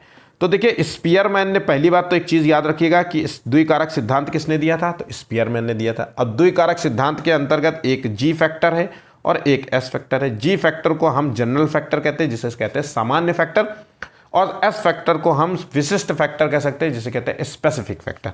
तो यहाँ पे विशिष्ट मानसिक योग्यता को, ऑप्शन यहाँ पे बी होगा, ठीक है। बुद्धि के एक कारकीय सिद्धांत के प्रतिपादक कौन थे? तो एक कारकीय सिद्धांत के प्रतिपादक थे बिने, ऑप्शन यहाँ पे बी राइट होगा।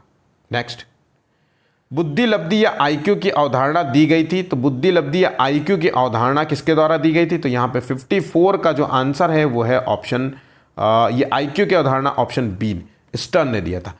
आईक्यू की परिभाषा दी गई थी, तो यहाँ पे mental age upon chronicle age into 100 ये है, मानसिक आयु बटे वास्तविक आयु गुणे 100, इससे व्यक्ति का आईक्यू निकल आएगा। अगर 120 आ गया तो ये बच्चा प्रतिभाशाली होगा, अगर आईक्यू 70 से कम आ गया तो बच्चा मंदबुद्धि होगा, ठीक है। यहां पे समझ गए? चलिए, बुद्धि वो शक्ति है जो हमें समस्याओं का समाधान करने और उद्देश्यों को प्राप्त करने में हमारी मदद करती है, उद्देश्य को प्राप्त करने की क्षमता होती है। कथन किसका है? तो ये कथन जो है, ये कथन संबंधित है रायबर्न से, ऑप्शन यहां पे डी होगा। नेक्स्ट, किस मनोवैज्ञानिक को पशु मनोवैज्ञानिक का पितामह कहते हैं? ठीक है, तो पशु मनोवैज्ञानिक का पितामह, क्योंकि पशुओं पे सबसे ज्यादा टेस्ट किया था, थॉर्नडाइक है। आंसर यहां पे ऑप्शन ए होगा। नेक्स्ट, आधुनिक मनोविज्ञान के जनक कौन है? तो आधुनिक मनोविज्ञान के, बहुत अच्छा क्वेश्चन है, इंपॉर्टेंट है। तो आधुनिक मनोविज्ञान के जनक हैं, ये है बुंट को कहते हैं, ऑप्शन यहां पे डी होगा, बुंट। ऑप्शन याद रखिएगा, बहुत इंपॉर्टेंट होगा। किसी क्रिया को बार बार दोहराने से उसका संबंध जो है दृढ़ हो जाता है। तो क्रिया को बार बार दोहराने से क्या होता है? हम थॉर्नडाइक के किस नियमों को हम बता रहे हैं? तो यहाँ पे हम क्रिया को बार बार दोहरा रहे हैं, उसका डेली अभ्यास करने की बात हो रही है। Practice makes a man perfect, ऐसे करते हैं ना, कहते हैं ना, practice makes a man perfect, है ना। जितना ज़्यादा प्रैक्टिस करेंगे उतना ही आदमी परफेक्ट होता जाएगा। तो ऑप्शन यहाँ पे ए होगा। खेल का नियम है ही नहीं, 3 ऑप्शन दिए जाएं तो यहाँ ये थॉर्नडाइक से संबंधित है। अगला, बुद्धि का बहुकारक सिद्धांत किसने दिया था? बुद्धि का जो बहुकारक, जिसे कहते हैं मल्टीपल इंटेलिजेंस का सिद्धांत, तो ये दिया था गार्डनर ने, अच्छा, यहाँ पे गार्डनर ने दिया था, ऑप्शन यहाँ पे सी होगा। गार्डनर ने जो है 9 प्रकार की 8 प्रकार की बुद्धि को डिफाइन किया था। ठीक है, एक तरीके की बुद्धि ना होकर कई प्रकार की बुद्धि और कई प्रकार की विलक्षण योग्यताओं को जो है उन्होंने डिफाइन किया था, जिसमें से जैसे कोई किसी के पास म्यूज़िक वाली बुद्धि हो सकती है, किसी के पास भाषा की हो सकती है, किसी के पास गणितीय बुद्धि हो सकती है, गणित में अच्छा हो सकता है, कोई फिजिक्स में अच्छा हो सकता है ना, कोई जो है खाली स्थान को समझने में आर्किटेक्ट जो होते हैं, है ना, कोई नेचर के बारे में बहुत अच्छा जानता है, कोई दूसरे को दुखों को समझने वाला हो, इंट्रापर्सनल जिसे कहते हैं, इंट्रापर्सनल जो है इंटेलिजेंस कहते हैं, तो ये सब होती है। ठीक है, प्रयास एवं त्रुटि का सिद्धांत किसने दिया था? जितना ज़्यादा प्रयास करेंगे, जितनी ज़्यादा गलतियां करेंगे, उतना ही ज़्यादा आप बेहतर तरीके से सीख पाएंगे। तो ये संबंध है 60वें का जो है आंसर है थॉर्नडाइक। ठीक है, तो प्रयास और त्रुटि, जितना ज़्यादा प्रयास और त्रुटि होगी, बिना प्रयास के बिना त्रुटियों के कोई भी सीख नहीं सकता। ठीक है, इसलिए त्रुटियों के संबंध में जो है आप गलतियां करते रहिए, सीखते रहिए, गलतियां करते रहिए, सीखते रहिए, इस प्रक्रिया को दोहराते रहिए। एक दिन ऐसा आएगा कि वो जो चीज़ हो गई वो गलतियां हो जाएंगी बंद, और आप उस कार्य को बहुत अच्छे तरीके से सीख पाएंगे, एक्सपीरियंस हो जाएंगे। धीमी गति से सीखने वाले बालकों के अध्यापन के लिए अधिक उपयोगी सिद्धांत कौन था? बहुत अच्छा क्वेश्चन है। देखिए क्वेश्चन को सॉल्व करिए। धीमी गति से, बहुत सारे जिनके बच्चों का IQ लेवल अच्छा ना हो, थोड़ा सा कमज़ोर हो, कम हो, सामान्य व्यक्तियों से कम हो, तो अगर ऐसे बच्चों को आप सिखाना चाहते हैं तो जो है इसके लिए जो है ना पियाजे काम आएंगे, ना चोम्स्की, ना गार्डनर, इसके लिए काम आएंगे थॉर्नडाइक। और थॉर्नडाइक ने जो 3 नियम दिए थे, अभ्यास से, निरंतर अभ्यास करिए, तत्परता के साथ, इंटरेस्ट के साथ पढ़ाइए उसको, ठीक है, और अच्छे लोगों के प्रभाव में रखिए।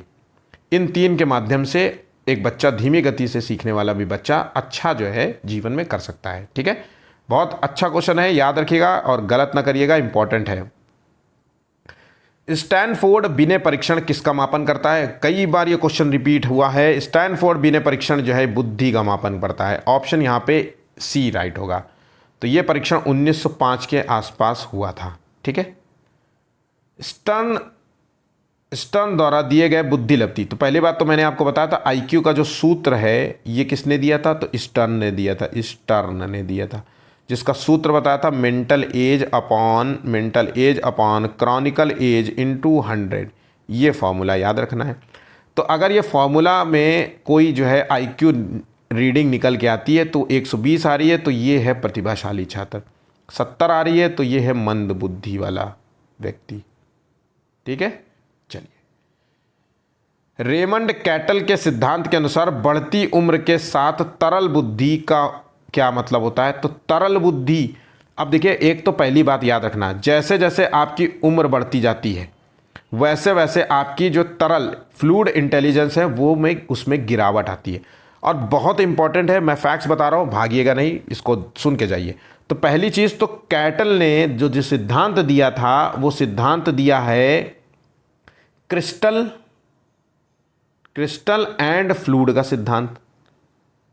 सिद्धांत। तरल और ठोस, ये हो गया फ्लूइड तरल और ये ठोस का सिद्धांत। अब तरल में क्या होता है? ये आनुवांशिकता से संबंधित है। तरल का मूल संबंध है आनुवांशिकता से, हेरिडिटी से संबंधित है, तरल का संबंध है। संस्कृति और समाज से प्रभावित होता है फ्लूइड, तो आनुवांशिकता से संबंधित है। तो जैसे माता पिता से मिलने वाले गुण हो गया, समाज और संस्कृति से प्रभावित होता है, वातावरण से प्रभावित होता है, ये सारी चीज़ों से प्रभावित होता है। क्रिस्टल जो होता है ये टिका होता है, ये पूरा तरीके से बेस्ड होता है लर्निंग पर, प्रैक्टिस पर, अधिगम पर, अनुभव पर। ठीक है, तो जैसे जैसे तरल क्या होता है, देखिए आपने कोई चीज़ सीख लिया फिर आप भूलते नहीं है। आपने जितना जल्दी अच्छे से सीख लिया भूलेंगे नहीं। गाड़ी चलाना सीख लिया फिर नहीं भूलते, देखिए, है ना, फिर कितना भी हो ये कम नहीं होता। तो बढ़ती उम्र के साथ तरल बुद्धि जो होती है वो कमज़ोर होती है, गिरावट आती है, ना कि ठोस वाली। तो यहाँ पे ध्यान रखिएगा, इसका संबंध है आनुवांशिकता से। तो यहाँ पे ये जो पॉइंट्स बताएं बहुत इंपॉर्टेंट है, ये एग्जाम्स में आपसे पूछते हैं। गार्डनर के बहुबुद्धि सिद्धांत के अनुसार डैश डैश में शब्दों और वाक्यों को समझने की क्षमता, अच्छा पढ़ना लिखना, नए शब्दों को याद करना आदि शामिल है। ये किससे संबंधित है? तो यहाँ पे देख रहा है कि गार्डनर ने, पहली बात तो मैंने बताया था कि बहुबुद्धि सिद्धांत दिया था, इसके तहत 9 प्रकार बताए थे। अच्छा पढ़ना लिखना, ये तो इसका मतलब है कि भाषाई बुद्धि से संबंधित है। अगर स्पेशियल इंटेलिजेंस की बात हो रही है तार्किक गणितीय बुद्धि, लॉजिकल मैथमेटिकल चीज़ों की हो रही है। शारीरिक गति तो बॉडी से काइनेटिक है, जैसे एरोप्लेन उड़ाना, अंतरिक्ष में जो है तैरना, है ना, अंतरिक्ष में जो जाते हैं, ये शारीरिक गति संकेतक बुद्धि होगी। यहाँ तार्किक गणितीय तो गणनाओं को करने से संबंध है, मैथमेटिकल, साइंस में थ्योरी कुछ इजाद करना, ये सारी चीज़ें। भाषा में भाषा की है, जैसे न्यूज़पेपर लिखना, न्यूज़पेपर के लिए आर्टिकल बनाना, शेर व शायरी करना, गीत लिखना, ये सारी चीज़ें भाषा से संबंधित है। ठीक है।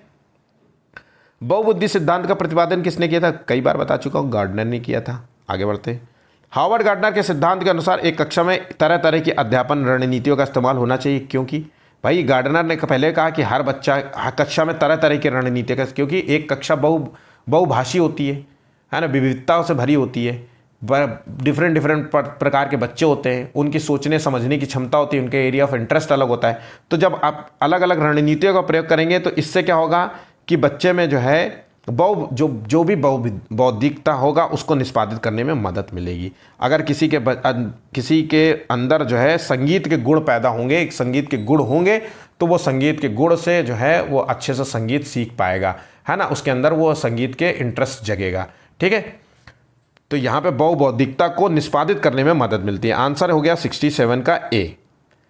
बहुबुद्धि के सिद्धांत के संदर्भ में एयरफोर्स पायलट, अब देखिए यहाँ पे बोल रहा है एयरफोर्स पायलट बनने के लिए निम्नलिखित में से कौन सी बुद्धि की आवश्यकता है? तो अगर आप एयरफोर्स का पायलट बनना चाहते हैं तो उसके लिए गतिक जो है कौशल की ज़रूरत होती है, गतिक बुद्धि की ज़रूरत होती है।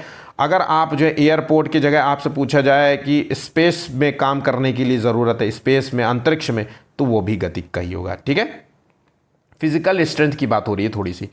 एक बच्चे में दूसरों के इरादों को समझने की बात हो रही है। तो अब देखिए, एक बच्चे के अंदर दूसरों के इरादों को, इच्छाओं को समझने की, दूसरों की इच्छाओं को समझना, दूसरे के इरादों को समझना, दूसरे के इमोशंस को समझना, दूसरे को चोट लग गई तो उसके भाव को, अर्थ को समझना, ये संबंध है अंतरा व्यक्ति की। इंट्रा पर्सनल इंटेलिजेंस इससे संबंधित है। ठीक है ना। अंतर्वैयक्तिक में मतलब स्वयं के भाव को समझता है, यहाँ पे स्वयं के भावनाओं को, इच्छाओं को अच्छे तरीके से समझता है, उसको कंट्रोल करता है। ठीक है। बुद्धि का द्विकारक सिद्धांत किसने दिया था? बुद्धि का जो द्विकारक सिद्धांत है ये स्पीयरमैन ने दिया था। इसमें जी फैक्टर और एस फैक्टर इन्होंने बताया था।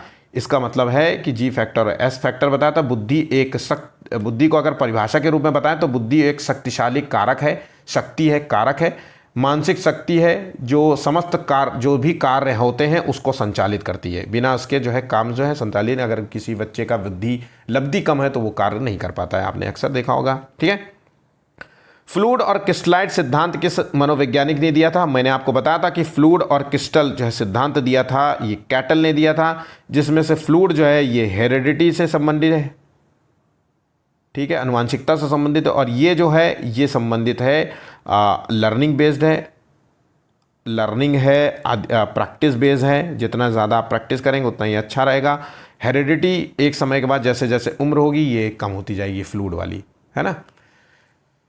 चलिए, किस मनोवैज्ञानिक ने स्पीयरमैन के द्विकारक सिद्धांत के विरोध में प्रतिदर्श सिद्धांत दिया था? तो देखिए, द्विकारक सिद्धांत के विरोध में प्रतिदर्श सिद्धांत दिया था, ये दिया था थॉमसन ने। ऑप्शन यहां पे बी है, बहुत इंपॉर्टेंट है, नोट कर लीजिए। आइए कुछ वन लाइनर चीज देख लेते हैं जल्दी जल्दी फटाफट।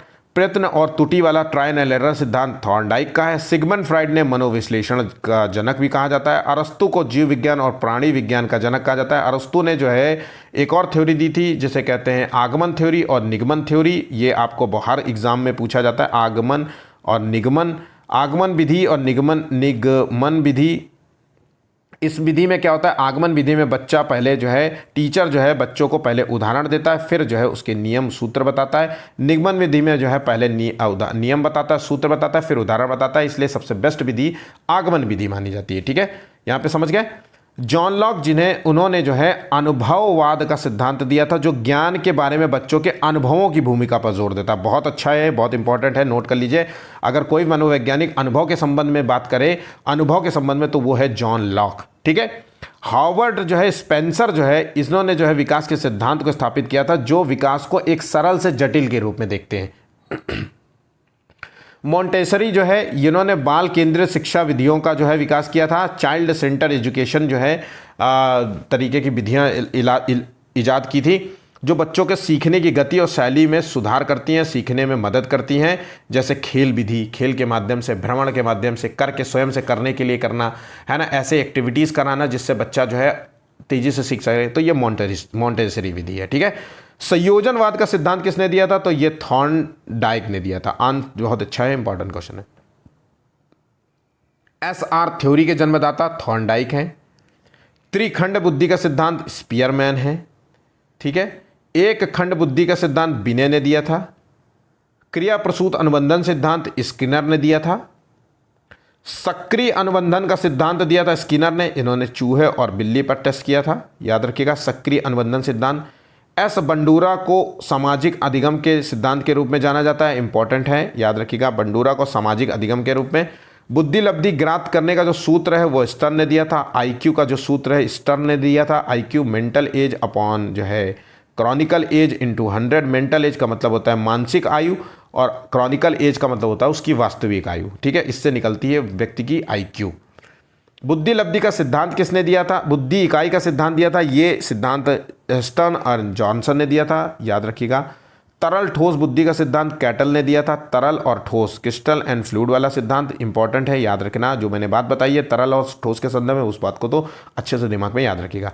प्रतिकारक सिद्धांत के प्रतिपादक कौन थे? तो कैटल थे, इंपॉर्टेंट है, याद रखना है, बहुत अच्छा क्वेश्चन है।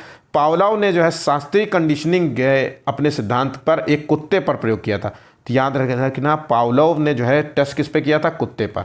ठीक है। कोहलर ने जो है एक चिंपैंजी पर टेस्ट किया था, ये बहुत कॉमन सा क्वेश्चन है, बहुत बार पूछा जाता है। स्किनर ने एक चूहे पर प्रयोग किया था, तो प्रयोग जो है याद रखना किसने किस पर किया था? कोहलर ने चिंपैंजी पर, स्किनर ने चूहे पर, और थॉर्नडाइक ने जो है किया था कैट पर, बिल्ली पर। ठीक है। और चिंपैंजी में किसमें किया था? चिंपैंजी पर कोहलर ने किया था। तो इस प्रकार से हमारे जितने भी क्वेश्चन बन सकते थे मैंने आपको सब करा दिए हैं।